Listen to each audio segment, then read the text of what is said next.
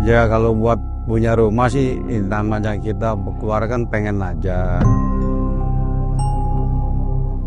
Ada sih memang murah, tapi kan di bawahnya kali. Itu juga nggak menjamin keselamatan anak saya juga ya.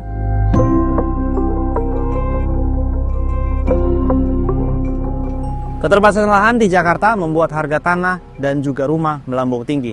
Hal ini pula yang membuat banyak warga di Jakarta yang tidak memiliki rumah. Pertanyaannya, masih mungkin nggak sih memiliki rumah di Jakarta?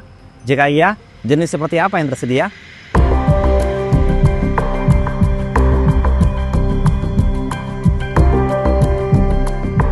Di tengah sempitnya harapan memiliki rumah, warga ibu kota terus bersiasat tinggal di Jakarta, kota mereka mencari nafkah.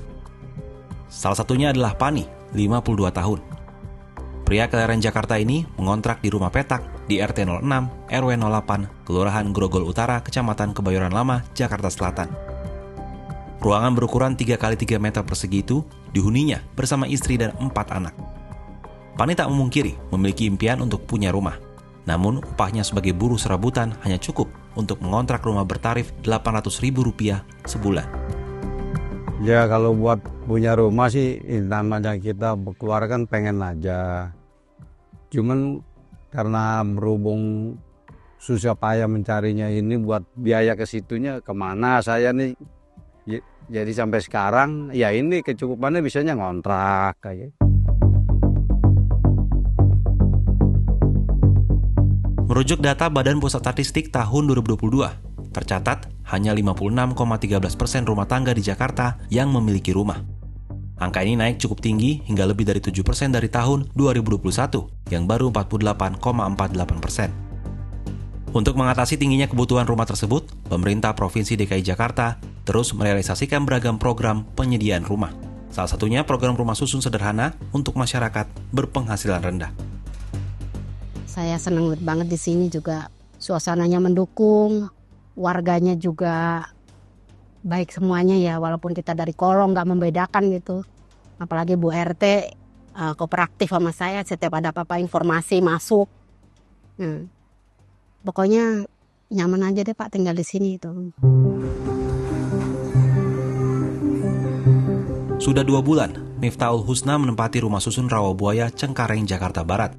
Sebelumnya selama 6 tahun terakhir, Husna bersama suami dan 5 anaknya tinggal di kolong jembatan di Jakarta, sebelum akhirnya digusur pemerintah beberapa waktu lalu. Husna dan keluarga kemudian ditawari tinggal di Rusun Rawabuaya dan dibebaskan dari sewa selama 6 bulan oleh Pemprov DKI Jakarta.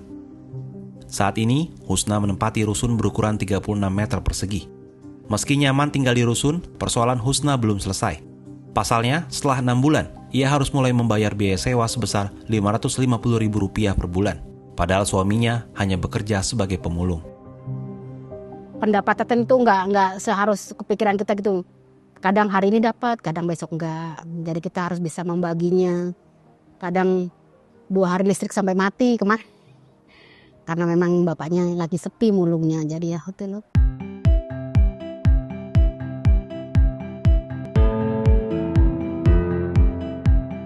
Rusun Rawabuaya diresmikan tahun 2019 dan ditujukan bagi warga DKI Jakarta dengan penghasilan maksimal Rp7,4 juta per bulan. Setiap unit berukuran 30 atau 36 meter persegi. Biaya sewanya pun bervariasi, antara Rp550.000 hingga Rp1,5 juta, tergantung jumlah penghasilan penyewa. Dari total 778 unit yang tersedia, hanya 20% yang masih kosong dan disiapkan untuk menampung warga korban kebakaran dan penggusuran. Kepala Dinas Perumahan Rakyat dan Kawasan Permukiman DKI Jakarta, Klik Indrianto menyebut program rumah susun merupakan salah satu cara Pemprov Jakarta menyediakan hunian layak khususnya bagi masyarakat berpenghasilan rendah. Namun Klik mengakui terbatasnya lahan untuk membangun rusun di Jakarta membuat sebaran rusun ini tidak merata di masing-masing wilayah. Padahal minat warga untuk tinggal di rusun cukup tinggi. Kalau kita sebenarnya kendalanya justru penyebarannya, Mas. Penyebaran ini kan memang tergantung ketersediaan lahan. Kita yang sudah banyak tersedia rusunnya itu di timur, utara, dan barat. Kita yang masih kekurangan itu di pusat dan selatan. Dan ini pun kita sudah tahun lalu kita sudah coba membangun rusun tower kita di Jagakarsa, ada 3 tower. Baru selesai ini Mas di 2024 ini rusun kedua di Jakarta Selatan setelah pengadegan.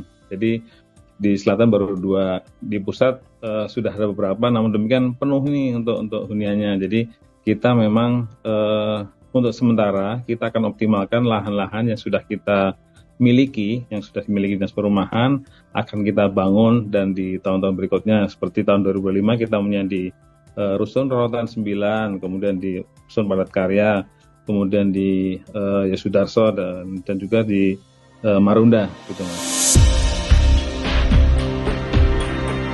Berdasarkan data dari DPRKP DKI Jakarta, di tahun 2024, terdapat 43 rusun yang tersebar di sejumlah wilayah di Jakarta dengan total 33.229 unit. Meski demikian, jumlah ini belum mampu memenuhi kebutuhan hunian bagi warga Jakarta. Berdasarkan data Badan Pusat Statistik, di tahun 2022, jumlah backlog perumahan di Jakarta mencapai 280.489 unit. Pemprov DKI Jakarta pun telah menganggarkan sebesar 444 miliar rupiah di tahun 2025 dan 1,46 triliun rupiah di tahun 2026 untuk pembangunan rusun, guna memenuhi tingginya kebutuhan hunian layak di Jakarta. Kehadiran rumah susun di wilayah Jakarta ini tentunya menjadi salah satu solusi untuk memberikan hunian bagi masyarakat berpenghasilan rendah. Meski demikian, masih ada sejumlah tantangan, di antaranya keterbatasan unit dan keterbatasan lahan, sehingga sulit bagi pemerintah untuk membangun unit serupa agar bisa memenuhi kebutuhan rumah bagi warga berpenghasilan rendah.